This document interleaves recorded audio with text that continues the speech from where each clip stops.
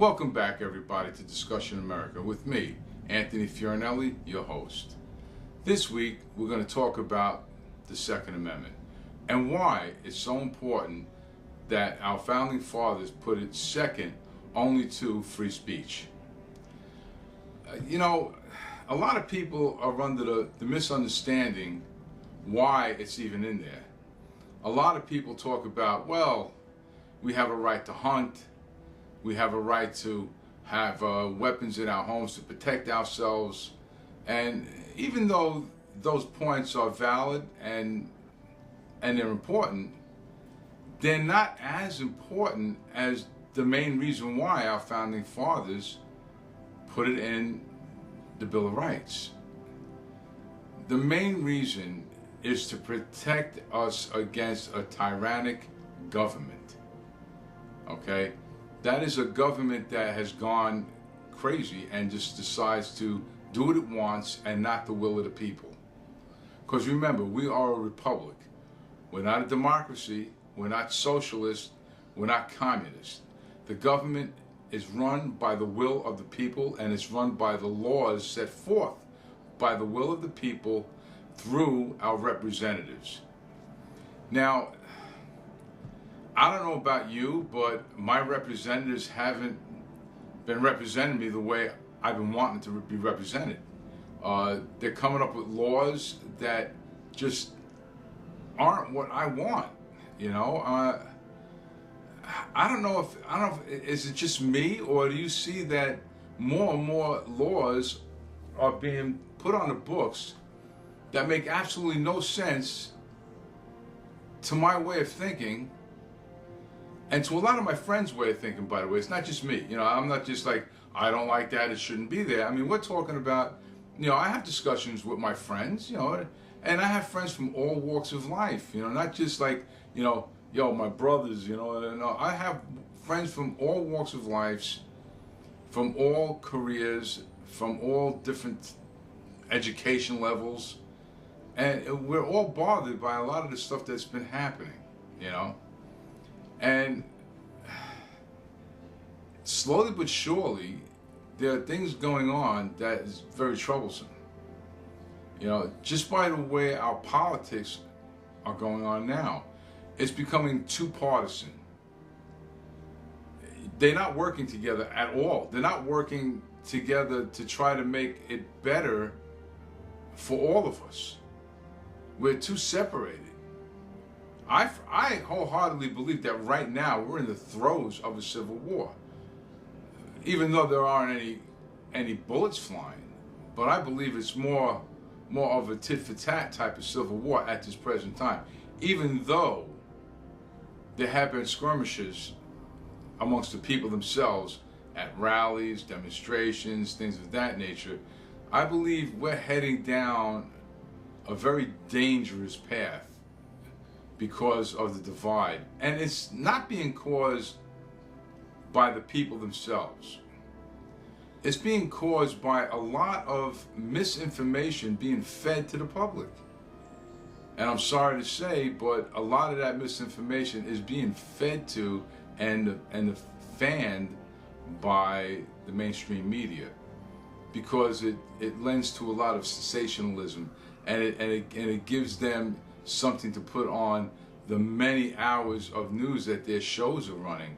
Instead of recycling the same stories over and over again, they have to have something to put on air, But we have to really look at what's going on with regard to the Second Amendment. Every time that there is a shooting of any kind, everybody starts throwing this out. Well, it's the AR-15s, it's the AK-47s, it's the military-style guns that are causing these issues.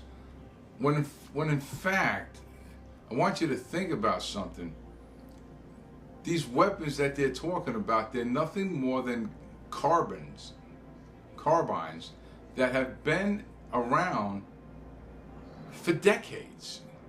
Matter of fact, the M1 carbine was used at the end of World War II, and it was used in the Korean War, and it was also used in Vietnam before the M16.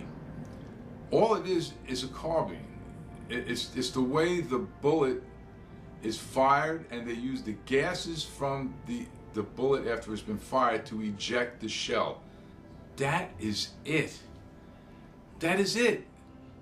Everything else is just window dressing, because it looks like a military style weapon, but the function of the weapon is the same.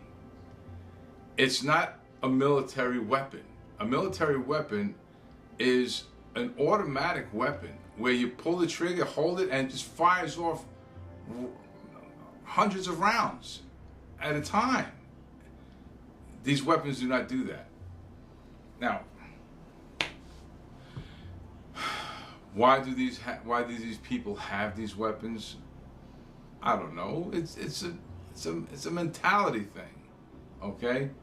But I do want to say this: guns, rifles, handguns of all styles and types have been part of the American life from the very, very beginning. In the 50s and 60s, there used to be classes. Kids were taught, kids, elementary, junior high, high school, kids had classes on how to shoot. They had classes on how to shoot. They had target classes. Kids were taught how to shoot their .22 rifles. They had competitions. Why then, since rifles were there then, why weren't these kids shooting up schools then? Why weren't there mass shootings then? In the 50s, in the 60s. Now in the 60s, things were going crazy. Well, the protests, the Vietnam War, things were crazy back in the 60s. And the early 70s, there was a lot of protests. Black Panthers, there was the hippies, there was all crazy stuff going on. We didn't have mass shootings. There's a reason for this. It's all because our society has broken down. A lot has happened over the decades, and not good. When you have the family unit itself, when the family unit itself is totally broken down, mothers are no longer in the home nurturing their children, giving them the love and support, the mental support that they need to go on and deal with everyday life, deal with the ups and downs that the kids are going through in school. There's no mental support for these kids. Okay? You couple that with the constant barrage of real, honest to God, real warfare-like carnage that they see on the games that they play, the video games they play, and the movies that they watch, and the TV shows that are on TV now. Now, I don't believe in censorship, but you have to tone it down a bit. These kids are watching this stuff. They're becoming desensitized to this kind of carnage.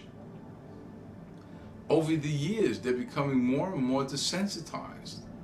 Now, you throw in the internet, where now this kid is no longer going out with his friends and hanging out and playing teenage games or kid games with tag and baseball and football and Ring Alivio and other stupid games that I played when I was a kid. Now they're staying in the house. Now they're on their video games.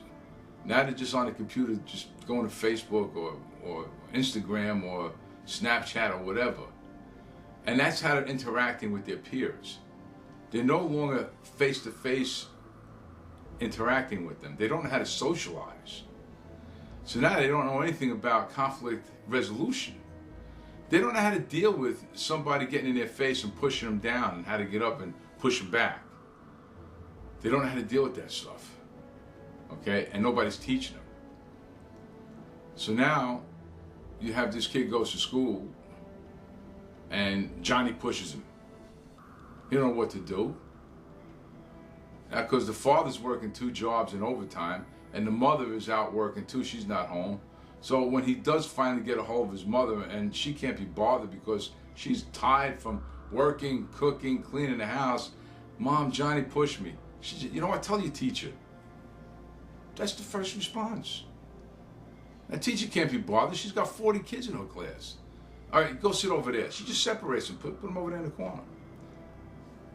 So now, the kid that pushed him down, it's gonna become increased, because now it's like, oh, you ran to the teacher. Oh yeah, woo, you went to the teacher. You know, Johnny now escalates things.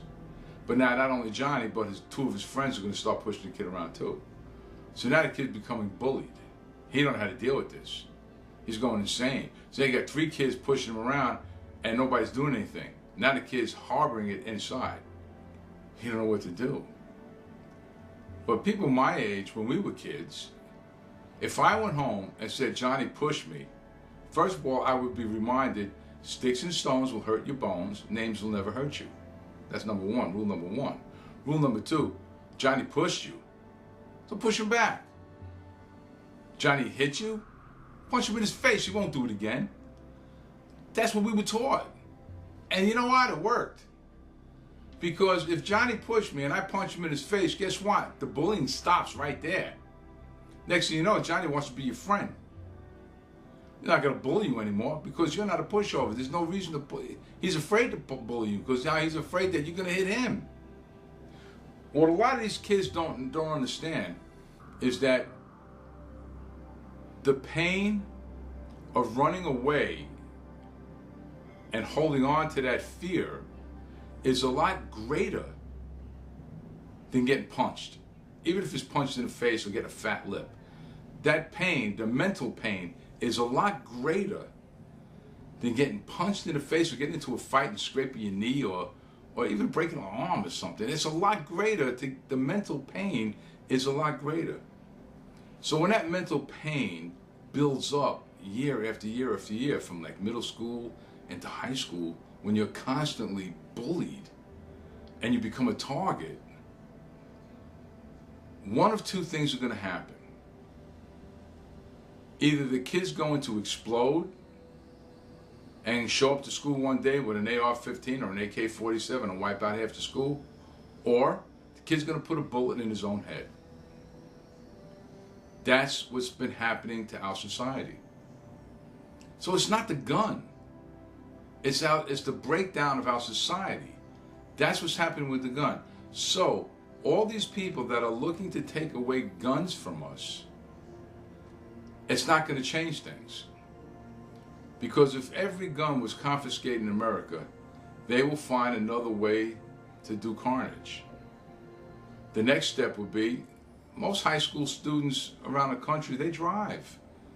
They go to school with their pickup trucks. You get a kid that's been bullied and bullied and bullied, guess what?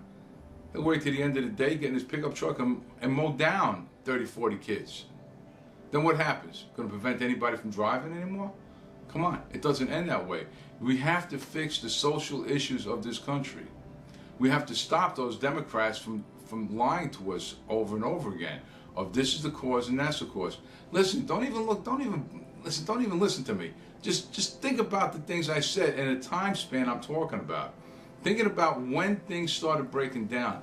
Think about when this craziness with the mass shooting started. Think about when this started happening, how old these kids are, and try to trace it back to when mothers left the house, when mothers were forced to work because they had to work. Think about the internet. Think about the video games. Think about all of these things and try to put it all together and see if you come up with the same scenario that I came up with.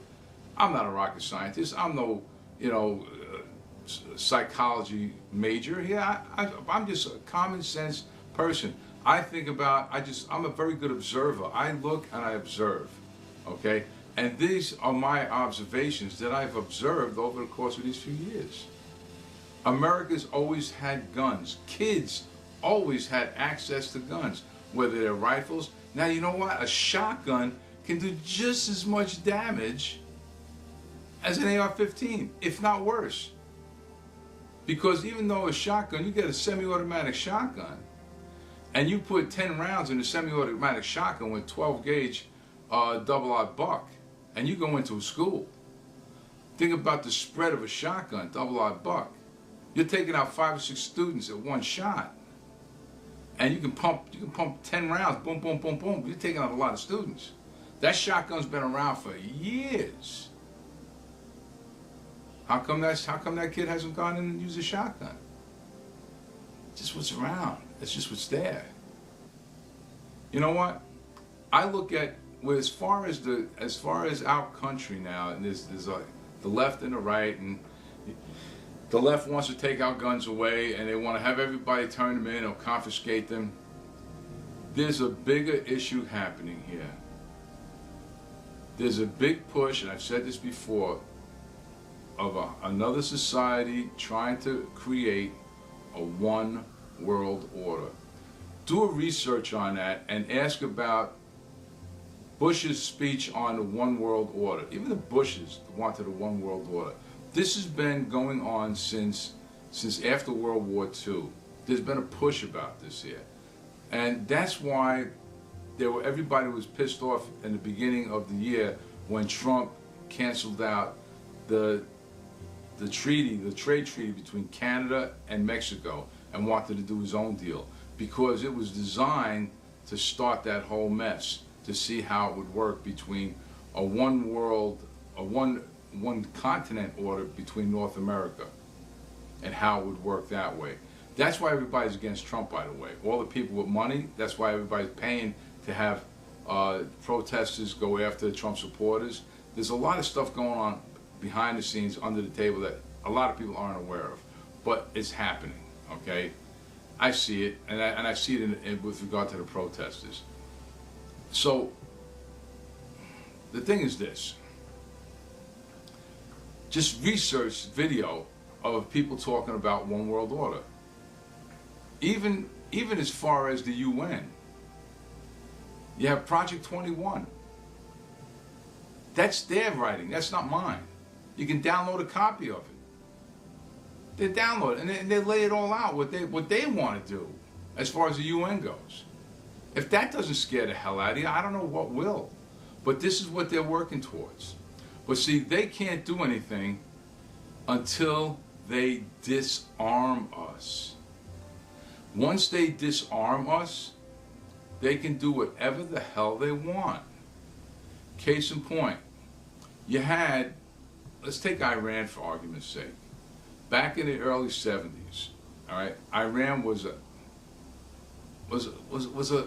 thriving metropolis. I mean, that country, I mean, it was, I'll show you the pictures. I'm going to put the, I already put the pictures up in the beginning, the before and afters.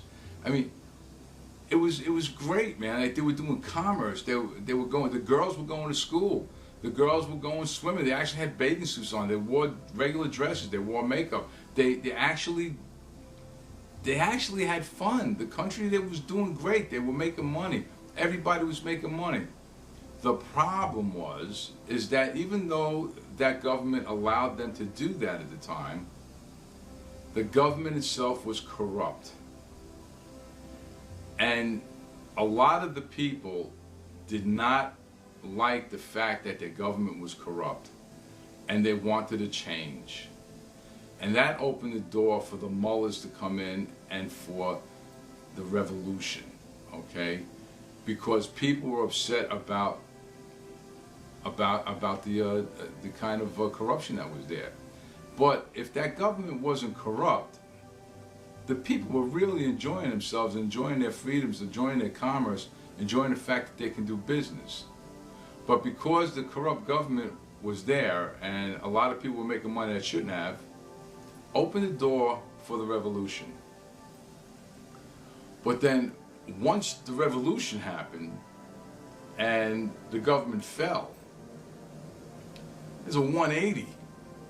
That went from the freedoms that they enjoyed to the mullahs taking over, and to Sharia law, which the women lost all their rights. They were not allowed to go back to school. They had to wear the burqas. It was like a 180 turn, because they thought they were going to get a better life by taking care of a corrupt government. But what they did is they went from one extreme to the other. But they allowed their guns to be confiscated, so they couldn't protect themselves. They were stuck with a tyrannical government. All right? The same thing pretty much happened in Cuba. You had the same thing. The economy was booming. You had outside influence. You had the mafia in there. Everybody making payoffs, but they were making money. They had their own businesses, the hotel, the tourist trade. Everybody was making money. It was great, but the government was corrupt, and people were fed up with the corrupt government, and it opened up the door for somebody to walk in, Castro, and had an uprising and took over, and that put them into eventually socialism, into communism, and then everything went downhill. Where a bar of soap is a commodity over there, you know. But it all started with confiscating of the weapons, because now with the confiscation of the weapons and the ammunition, they could do whatever they want because the people can't fight back. Okay? That's where it begins. Once the weapons are gone, the government can do anything they want. Okay?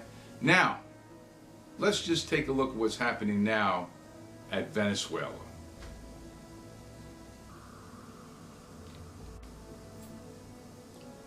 Look at this video of Venezuela. Did you see that? They're throwing rocks at the government forces, because their weapons were already confiscated. So the citizens did not have their own weapons. They're forced to throw rocks at them. They have no way to protect themselves. They have no way to take their government back. They take it back from a president that wasn't really voted in. The people did not vote that man in as president. They have no choice. They have no choice because their weapons were confiscated. They let the government confiscate their weapons. They turn their weapons in, whatever. But now they have no choice. So trying to take the government back is going to be that much more difficult. You know, a little bit of a history lesson for us right now. One time, they tried to take our weapons away. And that happened April 19th, 1775. The British knew that there were things boiling between the colonies. And they knew that they needed to take our weapons away. And we knew that they wanted to take our weapons away. The militias knew that the British wanted to confiscate our cache of weapons and ammunition. So they marched on Lexington, Mass, in an effort to confiscate and destroy the weapons and ammo. Now, when they got there was a little bit of a skirmish. There were some casualties, and we were forced to retreat. But they didn't find anything, because we were already warned about it and everything was removed. But the British kept marching on. They marched on to Concord, where the militia was able to reform and some reinforcements came. And we met them at the North Bridge. Now at the North Bridge, well, they lost more than a few of their soldiers. They met with heavy resistance, okay? And we drove the British back. We drove them back, and they received heavy casualties. Now, we also blockaded them at the narrow land access to Charlestown and Boston, which started the siege of Boston. That, my friends, was the beginning of the Revolutionary War. And that was because they wanted to take our guns. Back then they knew, if they take our guns, we're dead, we're done, we're finished. We cannot let them do that. Okay? We need to feel that same feeling again. No government could ever be allowed to take our guns for whatever reason they try to drum up. They can never put it so hard on us that we can't get ammo for our guns. That has to stop. We have to stop this. Do you know the main reason why the Admiral, when they attacked Pearl Harbor, did not come on and attack the mainland of California? He told the Emperor, because there's a gun behind every blade of grass. That's why our shores on the United States were never attacked by a foreign country, because they know that there is a gun behind every blade of grass in the United States. That's the only thing that prevented a foreign country from coming here and trying to land on this shores. You gotta think about these things, people.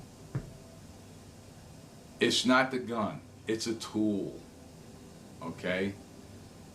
There's a reason why, like I said earlier, our founding fathers put it into the Bill of Rights. It's because we need to be able to protect ourselves, not from the criminal down the block, even though it's an important one, not to let us go hunting, but to protect ourselves against a government that has gone sideways. And in today's world, what's happening now is heading that way. This government looks like it's going sideways with everything that's going on. And me, for one, I'm going to move to a place where I can have legal guns. I'm ready to retire. When I retire, I'm going to a gun-friendly place where I can protect myself. Not necessarily from the criminal down the block, but from when my government goes batshit crazy. I want to protect myself. And you should think about the same thing. It's mental illness all the way, people. Mental illness and the breakdown of our society, that's the cause of these mass shootings. That's what we need to get under control. Mental illness. Let's fix our society. Let's help these kids. Let's help these kids deal with the stress that they're under in school. Let's listen to them. Let's teach them that if Johnny pushes you, punch him in the face. That'll take the pain of running from him away from forever. Stop being so passive, parents. Stop it. You're doing more harm than good. More harm than good you're doing to your child. It's not trying to be big and tough and being bully or whatever you think you are, or being a barbarian. It's cruel being a kid. It's cruel. Other kids are cruel. They're horrible. You were a teenager once. Come on, you don't remember? You don't remember how cruel a teenager can be? Please. They're barbaric. They're worse than adults are. Kids got to be able to protect themselves. Give them the tools. Give them the knowledge. Get him off that damn computer. Get that game out of his hands. Do stuff with him. I know you're tired. Do stuff with him. Save your kid. You'll have less kids on drugs. You'll have less kids going crazy. Do stuff with them. Be a parent. Now, it ain't easy being a parent. If you can't handle that, if you can't handle the heat, get out of the kitchen. Don't have kids. If you're going to have kids, you got to be responsible for them. Well, in any case, that's this week. That's this week's sermon by me, Anthony Fiorinelli. God bless you all. Have a great week. And we'll revisit this again, I'm sure. But good luck to you all. Take care. And remember, it's mental illness and the breakdown of society. It's not the tool. They can always find another tool. Please be wise. Help these kids. Teach them. Get them off their screens, off their games. Get them out in nature. Take them camping. Do something. Be there for them. God bless you all. It's Anthony Fiorinelli saying goodbye. I'm out.